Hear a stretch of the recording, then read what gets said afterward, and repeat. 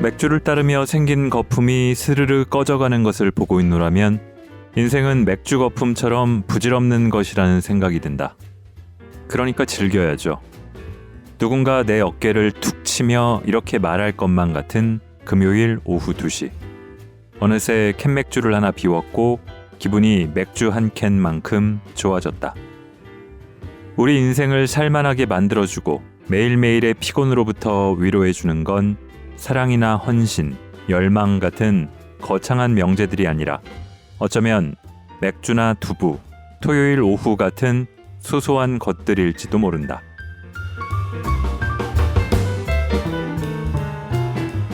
골라드는 뉴스룸 책 읽는 순간 북적북적입니다. 저는 심영구 기자입니다. 제 차례를 한번 건너뛰고 나니까 겨울이 됐습니다. 26년 만에 가장 추운 겨울의 시작이었다는 12월 1일을 지나서 이제는 조금 풀렸죠. 두툼한 파카를 꺼내 입고 얼마 입지도 못한 가을 옷들을 아쉬워하면서 겨울을 맞았습니다. 이런 겨울이면은 추울 때면 따뜻한 온돌방에서 엉덩이 지지면서 따끈하게 데워 먹는 사케라든가 아니면 잘 열어놓은 와인을 한 병 마신다든가 혹은 가슴이 웅장해지게 시원한 맥주를 들이킨다든가 어쩌다 술 생각만 나지만 아무튼 그렇습니다. 그런 게 또 나가서 일을 하거나 그래야 되는 상황이 아니라면 이런 겨울을 또 즐기고 싶은 마음도 생기죠. 연말이면 한 해를 차분히 정리하고 각자 사느라 못 만났던 사람들도 만나고 그렇게 마무리하고 새해 맞을 준비를 해야 될 텐데 저는 그동안 준비해서 막 출발한 업무 때문에 좀 정신이 없습니다. 그렇게 1주, 2주를 보내고 있노라니 좀 한숨 돌릴 여유를 여기에서라도 찾아야겠다 싶어서 그런 책을 골랐습니다. 최갑수 작가의 신작 산문집 음식은 맛있고 인생은 깊어갑니다.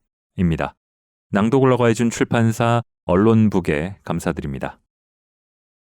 최갑수 작가는 혹시 잘 모르시는 분들도 있을 수 있어서 책에 적힌 작가 소개를 읽어드릴게요. 한국을 대표하는 여행 작가다. 여행을 다니고 글을 쓰고 사진을 찍는다. 매일 새벽 3시에 일어나 글을 쓰고 매일 아침 8시에 뉴스레터 언론 앤 어라운드를 발행한다. 1과 3, 여행과 음식에 대한 에세이를 구독자들에게 보낸다. 글을 쓰면서 생이 조금씩 나아지고 있다고 믿는다. 저는 최 작가를 한 10년 전에 알게 됐습니다. 실제로 아는 건 아니고요. 그분의 글을 처음 읽었는데요. 이 허영만 작가의 만화 식객2를 카카오 페이지에 처음 연재를 했는데 허 작가님이 그때는 좀 되게 야심차게 시작을 하셨죠. 그래서 각 화마다 요리법, 영상이 등장하고 레시피도 붙어 있고 여기에 최갑수 작가의 에세이가 함께 나왔습니다. 되게 재밌게 읽었거든요. 그래서 종종 챙겨보던 작가분이었는데 이번에 신작을 출간하셔서 반가운 마음에 덥석 집어왔네요. 프롤로그 짧으니까 후딱 읽고 오겠습니다. 오랫동안 여행을 하며 좋은 여행은 즐겁고 유쾌한 것이라는 것을 알게 됐다. 음식도 마찬가지라고 생각한다. 삶도 그래야 한다. 우리의 삶은 영원하지 않아서 즐겁지 않으면 의미가 없다. 살수록 음식을 먹는 일이 즐겁다. 찬 두부를 잘라 먹다가 옛 기억을 더듬더듬 꺼내고 불고기를 먹으며 좋았던 시절을 떠올린다. 국수 가락을 건져 올리다가 반짝이는 지혜를 얻는다. 보거나 같이 먹자고 친구에게 전화하는 일이 좋다. 물론 혼자 먹는 도시락도 나쁘지 않다. 예전엔 먹지 못했던 음식을 지금은 맛있게 먹을 줄 안다. 맛있게 먹는 척이라도 하는데 이만큼 살았으니 그럴 수 있게 된 거다. 음식을 먹다가 문득 목이 메어와 수저를 놓고 허공을 바라볼 때도 있다.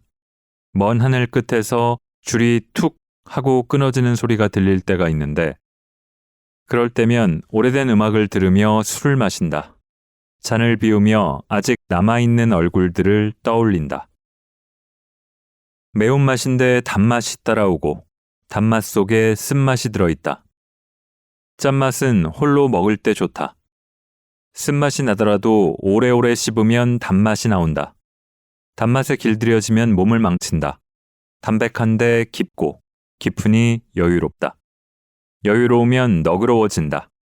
이렇게 쓰고 보니 음식과 인생에 관해 영 문외한은 아닌 것 같아 다행스럽다. 나는 음식을 사랑하고 인생을 아끼는 것이 분명하다. 살면서 점점 더 그렇게 되어가는 것 같다. 이 책을 읽은 분들이 인생을 조금 더 사랑하게 됐으면 좋겠다. 우린 영원하지 않으니까. 오늘 저녁에는 떠나간 어떤 얼굴이 짙은 별로 떴다. 제가 북적북적해서 그동안 읽어온 책들, 그리고 그 녹음들을 들으신 분들은 아마 아실 거고, 저도 여러 번 얘기했지만, 저는 음식과 여행 이야기를 굉장히 좋아합니다. 너무 당연해서 생각을 많이 해보진 않았는데요. 왜 좋지? 하는 생각을 잠깐 해보니까 이 최 작가님하고 많이 겹칩니다. 좋은 여행은 즐겁고 유쾌하고 맛있는 음식도 그렇고 무엇보다 함께하는 사람이 좋아야지만 금상첨화가 되겠죠. 편안하게 읽을 수 있는 음식과 여행 그리고 인생 에세이인데 세계 곳곳을 두루두루 다녔던 여행 작가이고 그 기록을 다양하게 갖고 있어서일지 책에 사진이 많이 담겨 있는데 그 사진들도 야, 여기는 어디일 것 같다. 저 사람은 어떤 사람일까? 그런 걸 생각하면서 보셔도 또 다른 재미가 있습니다. 몇 편 이어서 읽어보겠습니다. 그럴 상황은 아닐 것 같긴 하지만 저도 오후 2시에 편의점 맥주를 즐기고 싶은 생각이 드는데요. 그런 글을 포함해서 몇 개 읽어보겠습니다.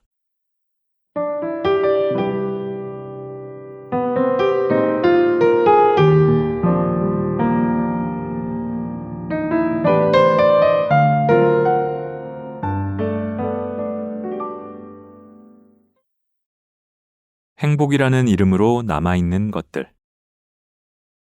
단지 아름다운 것을 보고 있다는 사실만으로 행복해질 때가 있다. 5월의 장미나 저물녘 노을 속에 우두커니 서 있는 미루나무 한 그루, 또는 세찬 파도가 밀려오는 수평선을 향해 힘껏 팔을 저어가는 젊은 서퍼의 모습 같은. 단지 맛있는 것을 먹고 있다는 사실만으로도 행복해질 때가 있다.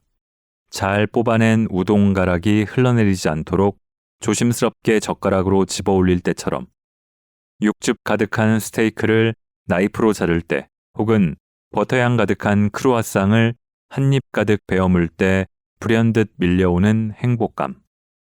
아주 오랫동안 여행을 하고 난 후 알게 된 건 여행의 가장 큰 즐거움은 먹는 것이라는 사실이다.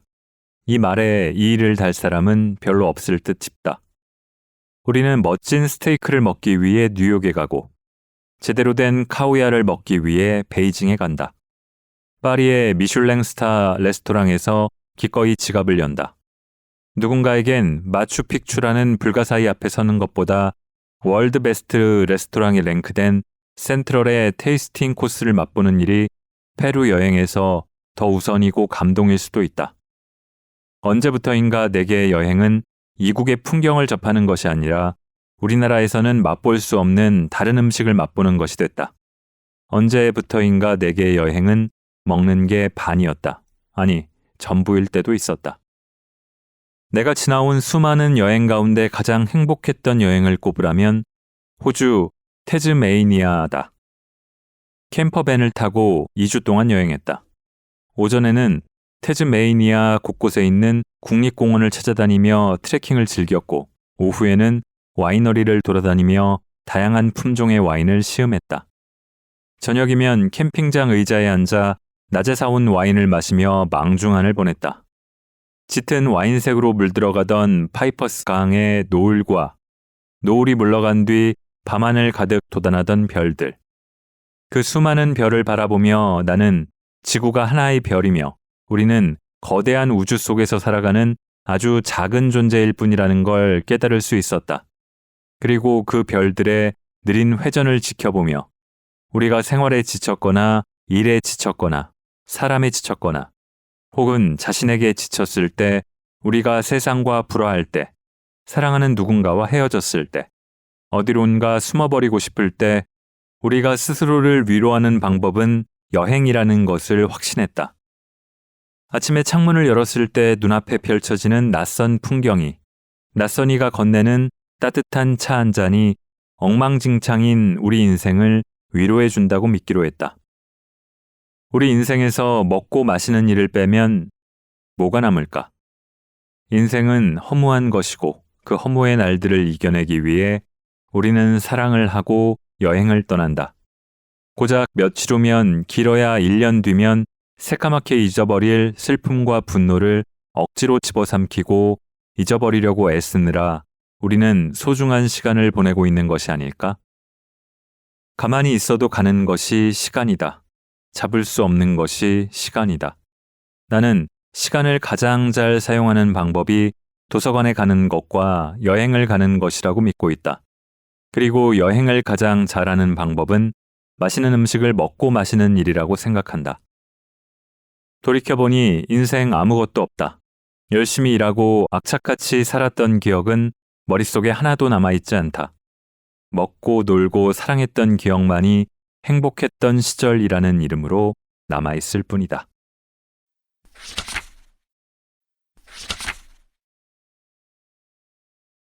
빌 에번스를 듣는 오후 2시의 편의점. 오늘도 겨우겨우 마감을 끝냈다. 오랜만에 20년 전처럼 일했다. 그때는 일이 많이 몰려들어 비명을 질러대곤 했다. 출장과 마감만으로도 한 달 일정이 가득 찼을 때였으니까. 1년에 8만 킬로미터 정도 자동차를 운행했던 것 같다. 3년만 타면 차가 삐걱거렸다. 그때만 해도 내비게이션이 없어 성지 문화사에서 나온 1대 25만 전국 도로지도 지도책으로 길을 찾아가며 운전을 했다. 37번 국도를 따라가다 저 사거리에서 851번 지방도를 타고 첫 번째 사거리에서 좌회전, 이런 식이었다. 출장 전날 따라가야 할 도로를 형광펜으로 표시해두곤 했다. 당시에는 원고 때문에 집에 들어가지를 못하고 작업실에서 자주 밤샘을 했다. 작업실과 작업실 앞 찜질방을 왔다 갔다 하며 원고를 썼다. 그때는 지금처럼 인터넷이 발달하지 않았다. 시골에 출장 가서도 짬짬이 원고를 써야 했는데 마땅히 쓸 데가 없다는 것이 문제였다. 간혹 PC방이 있긴 했지만 워드 프로그램이 깔린 컴퓨터가 거의 없었다. 그럴 때면 동네 파출소를 찾아갔다. 파출소 컴퓨터엔 한글 프로그램이 깔려 있었다. 조서를 써야 하기 때문이다. 조서를 좀 원고 좀 쓸 수 있을까요? 경찰관분들은 처음 보는 여행 작가에게 흔쾌히 컴퓨터를 내주었다. 원고를 보내고 난 후 함께 짜장면을 먹으며 여행 이야기를 들려드리곤 했다. 국내외를 떠도는 동안 나도 여행도 몰라볼 정도로 변했다. 다행히 허투루 시간을 보낸 것만은 아니어서 세상의 진실이라고 할 수 있다면 그렇다고 할 수도 있는 사실 몇 가지를 깨닫게 되었다. 지나간 시간은 되돌릴 수 없으며 세상은 결심만으로 사라지지 않는다는 것. 사랑을 믿으면 안 된다지만 그래도 믿을 건 사랑밖에 없다는 것. 내가 지금 살아가고 있는 주위 풍경과 주변 사람들이 가장 소중하고 그들과 함께 먹는 음식이 가장 맛있다는 것 등 어쩌면 소소하기도 하고 어쩌면 거창하기도 한 이런 사실들을 조금씩 알아가며 나는 어른이 되어갔다. 그러니까 나를 키운 건 파라리 여행이다. 마감을 끝낸 홀가분한 오후, 빌 에번스를 들으며 동네 편의점에 앉아 기린 이치방 캔맥주를 홀짝홀짝 마시고 있다. 오랫동안 심수를 부리던 영하의 날씨가 물러가고 오늘은 기온이 영상을 회복했다. 주당들에게 술 마시기 나쁜 날씨가 있겠냐마는 그래도 오늘은 특별히 맥주 마시기 좋은 날씨 같아 주섬주섬 나왔다. 급한 마감을 끝내고 덜 급한 마감은 조금 미루고 오후 2시에 편의점에서 편맥을 즐기고 있다. 내게 단 하나의 맥주를 고르라면 주저없이 기린 이치방이다. 카스도 있고 하이네켄도 있고 필스너 우르켈도 있지만 나는 기린 이치방을 가장 좋아한다. 목넘김도 좋지만 맥주를 마셨을 때 목구멍 바로 아래에서 은근히 올라오는 특유의 향이 아, 내가 기린 이치방을 마시고 있구나 하는 감각을 분명하게 느끼게 해준다. 존재감이 분명한 맥주라고나 할까. 그렇다고 기린 이치방이 가장 맛있다고 고집부리는 건 아니다. 그런 사소한 문제로 다투기 싫다. 평양냉면은 평양냉면이고 함흥냉면은 함흥냉면인 거다. 나는 기린 이치방이라는 취향을 가지고 있을 뿐이다. 어쨌든 중요한 사실은 금요일 오후 2시에 가장 좋아하는 맥주를 홀짝이며 빌 에번스를 듣고 있다는 사실이다. 빌 에번스는 무라카미 하루키의 노르웨이의 숲을 읽으며 알게 됐다. 하루키는 이 책에서 재즈를 많이 소개하고 있다. 책 곳곳에 나오는 재즈가 이 책에 등장하는 방황하며 흔들리는 고독한 청춘들의 마음을 잘 표현해 주는 것 같다. 책을 읽으며 등장하는 음악을 찾아 듣곤 했는데 때론 이 책이 하루키가 자신이 좋아하는 음악에 관해 이야기한 음악 에세이가 아닐까 하는 생각이 들 정도였다. 주인공 와타나베가 20살 생일을 맞이한 나오코를 축하하기 위해 나오코의 집을 방문하는데 그때 저녁을 먹으면서 같이 들었던 음악이 빌 에번스의 왈츠 포 데비다. 하루하루 겨울이 깊어가고 있다. 겨울의 맑은 햇빛이 무릎을 따스하게 데워준다. 거리에는 사람들이 바삐 지나간다. 모두가 걱정 없는 표정이다. 그래도 나는 알고 있다. 저마다 각자의 고민과 슬픔을 가지고 있다는 것을. 우리에겐 어떤 시도로도 이겨낼 수 없는 슬픔이 있고 그것을 고요하게 끌어안은 채 살아가고 있다. 우리가 서로에게 상처를 주지 않으려 최선을 다해 노력해야 하는 이유다. 모두 알고 있을 것이다. 상처는 절대 치유되지 않는다는 것을. 상처는 영원히 상처로 남는다. 가끔 잊어버릴 뿐이지. 맥주를 따르며 생긴 거품이 스르르 꺼져가는 것을 보고 있노라면 인생은 맥주 거품처럼 부질없는 것이라는 생각이 든다. 그러니까 즐겨야죠. 누군가 내 어깨를 툭 치며 이렇게 말할 것만 같은 금요일 오후 2시. 어느새 캔맥주를 하나 비웠고 기분이 맥주 한 캔만큼 좋아졌다. 빌 에번스의 곡 중에 내가 가장 좋아하는 곡은 My Foolish Heart다. 이 곡을 듣고 있으면 떨어지는 눈을 맞는 기분이 들기도 하고 반짝이며 흘러가는 강물을 바라보며 서 있는 것 같기도 하다. 그리고 무언가를 찾아가고 있다는 느낌이 든다. 깊은 숲속을 지나 무언가 진실을 찾아 천천히 걸어가는 남자의 뒷모습이 떠오르기도 한다. 뜬금없지만 빌 에번스는 멋지게 생겼다. 잘생긴 건 아니지만 정말 멋진 외모를 가졌다. 다시 태어난다면 신이 너는 누구의 외모를 가지고 다시 태어나고 싶냐고 묻는다면 제임스 딘도 아니고 정우성도 아니고 빌 에번스다. 기린 이치방을 선택하듯 주저없이 빌 에번스를 선택하는 것이다. 단정하게 빗어넘긴 올백머리, 창백한 볼, 가냘픈 턱선, 저 너머 어딘가를 응시하는 시선, 그리고 그 시선을 살짝 가려주는 검은 뿔테 안경. 담배를 물고 구부정한 목으로 피아노를 연주하는 그의 모습은 지적이고 섹시하고 허무하다. 맥주캔 하나를 더 마실까 하다가 참기로 한다. 오늘은 여기까지가 딱 좋은 것 같다. 적당한 양이 우리를 기분 좋게 한다. 상실의 시대에서 와타나베도 이런 말을 했다. 모든 사물을 너무 심각하게 생각하지 말 것. 모든 사물과 나 자신 사이에 적당한 거리를 둘 것. 그렇다. 우리는 슬프지만 그건 각자가 해결해야 할 문제다. 남의 슬픔에 개입하려 해서는 안 된다.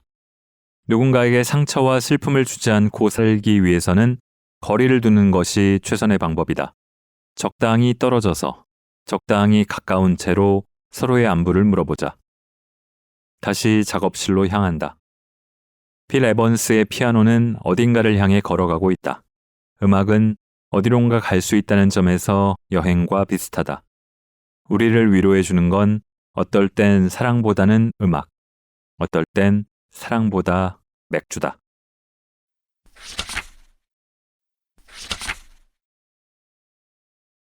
한 잔의 맥주, 한 젓가락의 두부, 그리고 하나의 일. 두부는 대여섯 살 때부터 먹어온 것 같다. 가장 먼저 떠오르는 두부에 관한 기억은 어머니가 반찬으로 만들어주던 양념을 올린 두부구이다. 하얀 쌀밥 위에 따끈한 두부구이 한 조각을 올리고 먹었던 것 같은데 양념에 들어간 다진 파가 먹기 싫어 젓가락으로 골라내다 야단을 맞았던 기억이 난다. 담 너머에서 들려오던 두부장수의 방울 소리도 희미하게 남아 귓전에 남아있다. 두부 한 모를 담은 비닐봉지를 들고 집으로 돌아가던 어스름 무렵의 골목길도 머릿속에 남아있다. 이런 기억을 가지고 있다는 것은 얼마나 다정한 삶인가.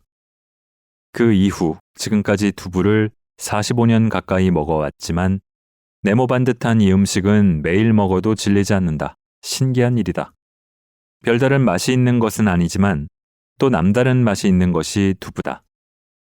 두부만 먹어도 맛있고, 두부를 다른 음식과 함께 먹어도 맛있고, 두부에 다른 음식을 곁들여 먹어도 맛있다. 흔히들 세상에서 가장 완벽에 가까운 음식이 달걀이라고 하는데 내 생각에는 두부 같다. 두부는 무덤덤하지만 그 속에 상냥함과 친절함을 지닌 사람 같다. 여행을 하며 지금까지 많은 두부를 맛보았지만 가장 기억에 남는 두부는 일본 사가현 가라스시의 가와시마 두부점에서 먹은 두부다.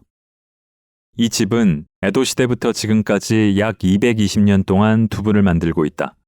9대째인 가와시마 요시마사 대표와 10대째인 아들이 함께 만든다. 이 집의 대표 메뉴는 소쿠리 두부다. 두부를 소쿠리에 담가 물기를 뺀 것이다. 우리가 흔히 먹는 두부보다는 약간 단단한데 고소함이 남달라 꼭 치즈를 먹는 것 같았다. 입천장에 짙은 콩맛의 여운이 오래 남았다. 근래에 먹어본 두부 가운데 가장 두부다운 맛이었다. 우리가 쉽게 접하는 마트에서 파는 두부보다 맛이 훨씬 진했다. 더 직설적이었고 콩이라는 재료의 존재감을 확실히 느낄 수 있었다. 주인이 두부에 올리브 오일을 뿌리고 화이트 와인과 함께 먹어보기를 권해 그렇게 해보았는데 또 다른 맛이 났다. 두부가 와인과 어울리다니. 잠깐이나마 이 가게 옆에 살고 싶은 마음이 들었다. 두부를 만드는 식품회사 관계자분께는 죄송하지만 요즘 마트에서 파는 두부는 딱히 개성이 느껴지지 않는다. 사는 곳이 신도시라 두부 가게를 찾기도 어렵다. 아마 요즘 웬만한 동네에서는 두부 가게를 찾기가 힘들 것이다. 그래서 일부러 발품을 팔아 유명한 두부 가게를 찾아다니며 아쉬움을 달래곤 한다. 소문난 두부광인 무라카미 하루키는 맛있는 두부를 격감시키는 국가 구조는 본질적으로 왜곡된 것이라고 어느 글에서 주장하기도 했는데 이 말에 100% 동의한다. 우리에게는 맛있는 두부를 먹을 권리가 있다. 두부 가게에서 막 싸온 김이 모락모락 나는 두부에 실파를 잘게 썰어 올리고 그윽하게 올라오는 콩 냄새를 즐기고 싶다. 만약 집에서 걸어갈 만한 거리에 도서관과 두부 가게가 있다면 그것만으로 엄청난 축복이다. 어릴 때 두부를 반찬으로 먹었다면 지금은 안주로 먹는 경우가 더 많다. 두부구이도 좋아하고 쑥갓을 넣고 끓인 육수에 살짝 데쳐 먹는 물두부도 좋아한다. 두부전골, 대전식 두부 두루치기도 좋아하는 두부 요리다. 저마다 두부를 먹는 방법이 있겠지만 내가 두부를 즐기는 방식은 어두운 밤, 식탁에 홀로 두부 접시를 놓고 앉아 맥주를 마시는 것이다. 이것은 바쁜 일상에서 약간의 틈을 만드는 일과 같다. 여행을 가서 여행 가고 싶다는 생각을 하는 것과 비슷하다. 여행 작가인 나는 여행이 일이라서 느긋하고 여유롭게 여행을 할 기회가 적다. 무거운 카메라 가방을 짊어지고 바쁘게 돌아다녀야 한다. 카메라 가방 없이 주머니에 손을 찔러 넣고 어슬렁어슬렁 거리를 걸어보고 싶고 노천 카페에 앉아 느긋하게 커피도 마셔보고 싶고 미술관에서 하루를 온전히 보내고 싶지만 그건 그저 바람일 뿐이다. 조금이라도 딴청을 부리면 가이드가 팔꿈치를 잡아 끈다. 다음 장소로 이동하시죠. 그래도 이 일을 오래 하다 보니 약간의 틈을 만드는 요령이 생겼다. 신문과 잡지에 실어야 할 업무용 사진을 찍는 틈틈이 내가 찍고 싶은 사진을 찍는다. 아침 6시부터 밤 9시까지 끊임없이 일을 하는 와중에서도 125분의 1초, 90분의 1초, 500분의 1초씩 내 시간을 만든다. 마음을 흔드는 장면을 만나면 숨을 멈추고 서서 살며시 셔터를 누른다. 생활에서도 마찬가지다. 출장과 마감으로 가득한 매일매일. 이 빡빡한 일상 가운데서도 내가 나를 만날 수 있는 틈을 만든다. 그것이 바로 어두운 밤 식탁에 올라앉아 두부를 놓고 차가운 맥주를 마시는 시간이다. 먼저 대접에 끓인 물을 붓고 그 속에 납작하게 썬 두부를 담는다. 3, 4분 정도 지나면 두부는 딱 먹기 좋을 정도로 따뜻해진다. 두부를 꺼내 접시에 담고 그 위에 실파를 살짝 얹은 다음 계란 간장, 계란밥을 만들 때 쓰는 간장을 뿌리면 완성. 거품이 적당히 나도록 유리잔에 맥주를 따른 후 꿀꺽꿀꺽 맥주를 마신 후 젓가락으로 두부를 투박하게 잘라 한 입 먹는다. 그 순간 이 일도 그럭저럭 할 만하구나. 조금만 더 가보자. 하는 마음이 김처럼 모락모락 생겨난다. 두부와 맥주가 놓인 식탁은 내 앞에 펼쳐지는 가장 평화로운 세계다.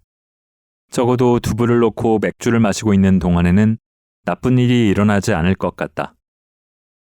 해야 할 일, 미뤄둔 일, 하지 못한 일에서도 벗어난다. 내일부터 마감과 출장이 이어진다. 당분간 바쁜 하루가 이어질 것이다. 젓가락으로 두부 한 조각을 집으며 되낸다.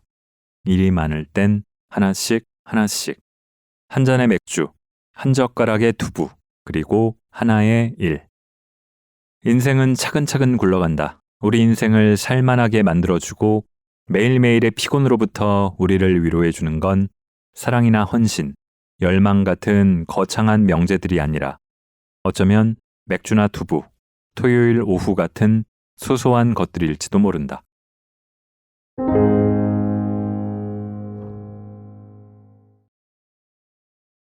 제가 요즘에 주로 하고 있는 게 스프라고 이름을 붙인 스브스 프리미엄, 이 SBS가 만든 지식 구독 플랫폼 일입니다.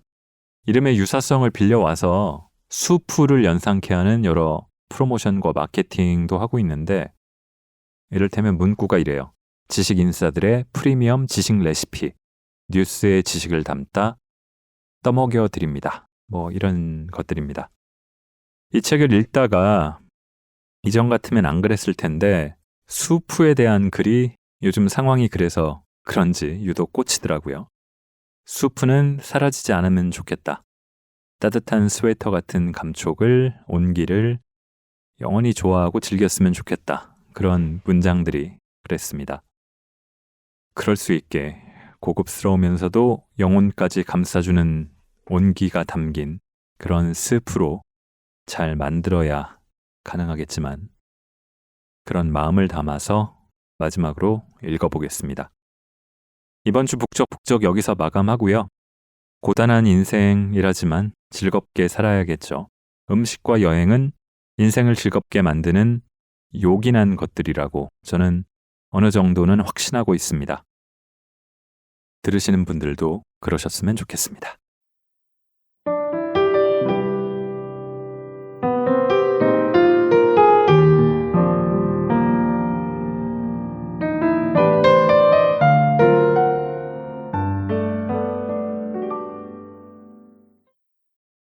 딱히 이룬 것은 없지만 특별히 후회되지도 않습니다. 시간이 어떻게 가는지 모르겠다. 이런저런 자료를 정리하다 보니 얼음이 녹아내리듯 주말이 사라져버렸다. 사진을 백업받아 폴더별로 분류하고 읽었던 책을 에버노트에 써머리하고 구글 캘린더를 체크하며 다음 주 일정을 챙겼다. 아이클라우드의 사진과 구글 드라이브도 정리했다. 어수선하고 바빴던 주말이었다. 주말에 면을 먹지 않으면 주말 같지 않고 주말에 빈둥대지 않으면 뭔가 손해를 본 것 같다. 젊었을 때는 빈둥거리는 것 자체가 싫었다. 주말도 바빠야 했다. 그러지 않으면 시간을 낭비하고 있는 것 같았고 의미 없는 인생을 사는 것처럼 느껴졌다. 지금은 다르다. 어느덧 중년이 되었다. 놀 땐 놀아야 하고 일해야 할 때도 대충 하는 것이 좋은 나이가 된 것이다. 딱히 이뤄놓은 것은 없지만 그렇다고 딱히 거기에 대해 후회가 되지도 않는다. 사는 게 원래 그런 거지 뭐. 음식에 대해서도 관대해졌다. 음식을 앞에 두고 좋다 나쁘다, 맛있다 맛없다를 따지고 싶지 않다. 맛있는 음식을 먹으면 좋지만 맛없는 음식을 먹을 때도 있는 거지 뭐. 다른 사람의 취향도 존중한다. 그냥 함께 맛있게 먹고 싶다. 남의 인생을 함부로 재단하고 평가하는 것이 옳은 일이 아니듯 음식 역시 마찬가지라는 생각이 든다. 우리는 음식을 먹으며 살아가는 것이지 평가하며 살아가는 것이 아니다. 오늘 오전 전남 화순 운주사에 대한 원고를 넘기고 손바닥을 탁탁 털며 창밖을 보다가 벌써 가을이구나 하는 생각이 들었다. 운주사의 가을에 대한 원고를 썼는데 나는 가을이 지나가는 것을 눈치채지 못하고 있었다니. 목덜미에 감기는 바람의 감촉이 서늘하다. 곧 11월이 될 것인데 그 무렵이면 내가 사는 도시는 이미 겨울이 접어든다. 문득 뭔가 따뜻하고 부드러운 음식이 없을까 하는 생각이 들었다. 콩나물국밥, 미역국, 소고기 묵국.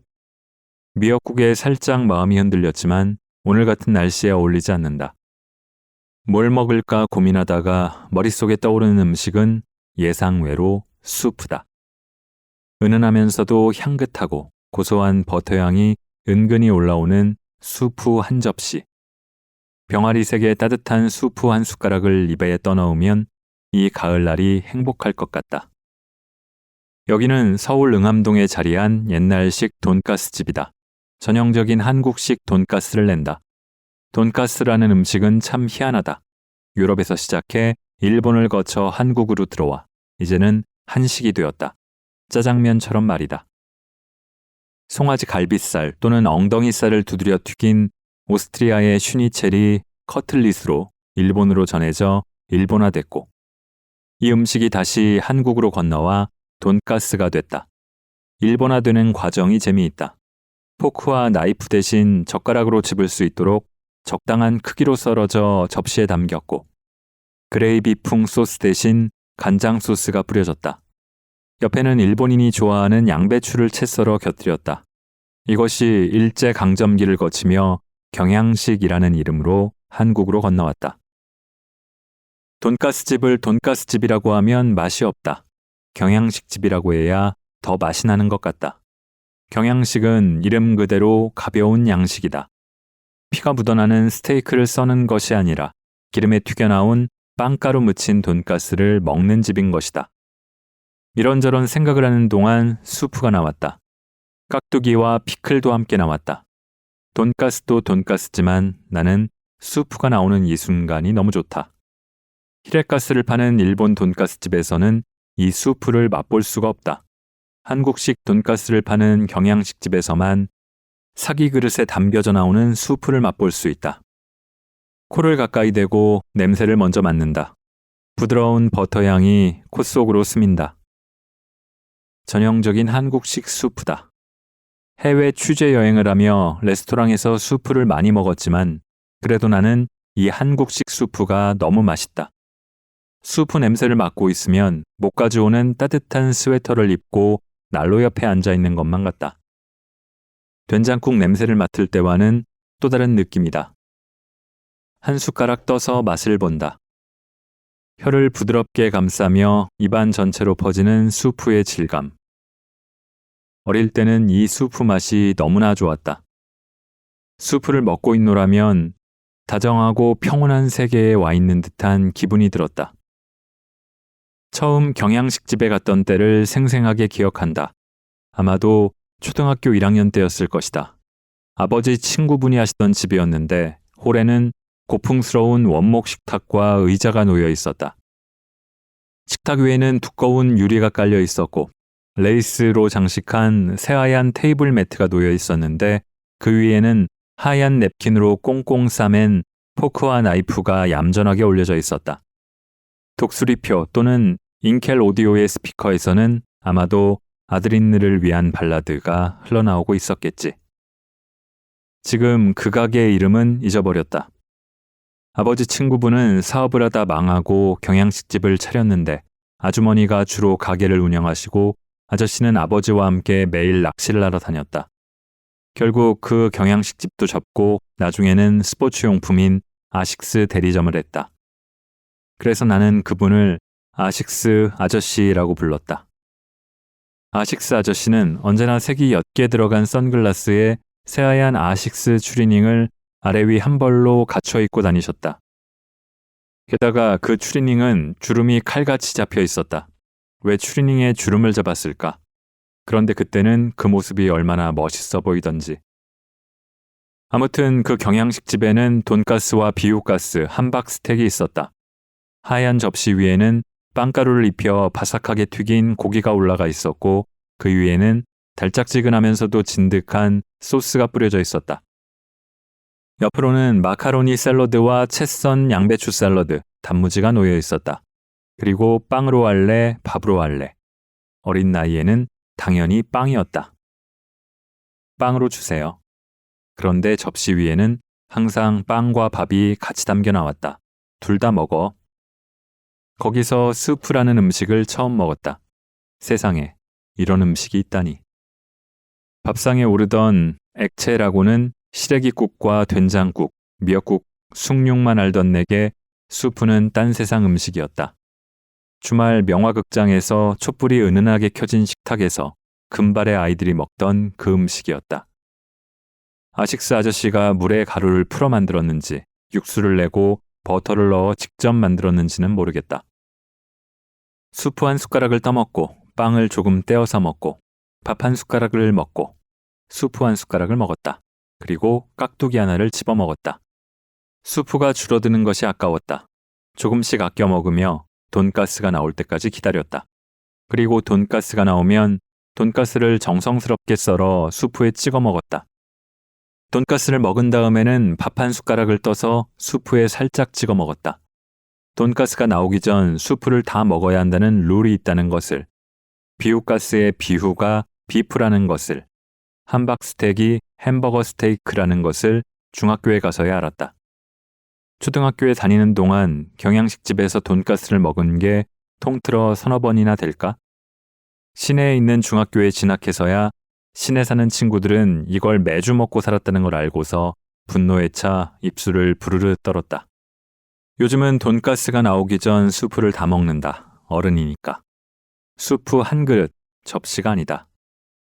연연해 하지 않는다. 더 시키면 되지 뭐. 하지만 굳이 그렇게 하지 않는다. 수프는 한 그릇이 제일 맛있으니까. 자, 이제 돈가스가 나왔다. 하얀 접시 위에 먹음직스럽게 튀겨진 돈가스가 올라가 있고 그 옆으로 양배추 샐러드와 마카로니, 동그랗게 뭉친 밥, 그리고 풋고추가 있다. 풋고추 옆에는 쌈장도 한 숟가락 떠놓았다. 아실는지 모르겠지만 돈가스가 처음 나왔을 때는 접시 위에 풋고추를 올려주던 집도 있었다.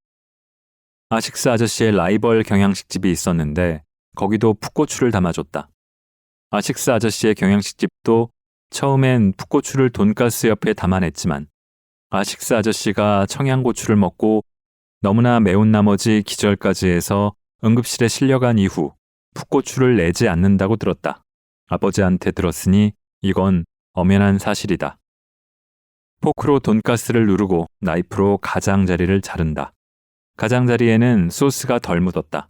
가장 바삭한 부분이자 내가 제일 좋아하는 부분이다. 돈가스를 입으로 가져가며 이런 음식이 이젠 추억의 음식이 되었구나 하는 생각을 했다. 얼마 전 TV를 볼 때였다. 12살 난 딸에게 오랜만에 무한도전 보게 좀 틀어봐 하고 말했더니 이상한 눈으로 바라보았다. 무한도전 끝난 지가 언젠데. 아, 무한도전이 끝났구나. 그때 깨달았다. 세월은 나 몰래 야금야금 시간을 흘려보내고 있었다는 것을. 하기야 TV에 USB를 꽂으면 영화를 볼 수 있다는 것도 지난해에 알았다. 그렇다고 산속에서 혼자 살아가는 자연인처럼 사는 것이 아니다. 넷플릭스도 보고 애플 뮤직으로 음악도 듣고 줌 강의도 하고 클라우드로 데이터를 동기화하며 원고도 쓴다. 다만 내가 관심이 없는 일에 관심을 싹 거두고 내가 좋아하고 하고 싶고 해야 하는 일에만 눈길을 줄 뿐이다. 오랫동안 인생을 지나왔다. 되돌아보니 돌이킬 수 있는 일은 하나도 없다. 후회만 잔뜩 쌓여 있다. 앞으로는 과거형 문장을 더 자주 말하며 살게 될 것이다. 예전엔 돈가스를 시키면 밥으로 하실까요? 아니면 빵으로 하실까요? 하고 물었단다. 쌈장에 풋고추가 돈가스 접시 위에 놓이기도 했단다. 돈가스 집에서는 돈가스가 나오기 전 수프를 먼저 내주었단다. 그런 시절이 있었단다. 수프는 사라지지 않았으면 좋겠다. 따뜻한 스웨터 같은 이 음식의 감촉을, 포근함을, 온기를, 다정함을 사람들이 영원히 좋아하고 즐겼으면 좋겠다.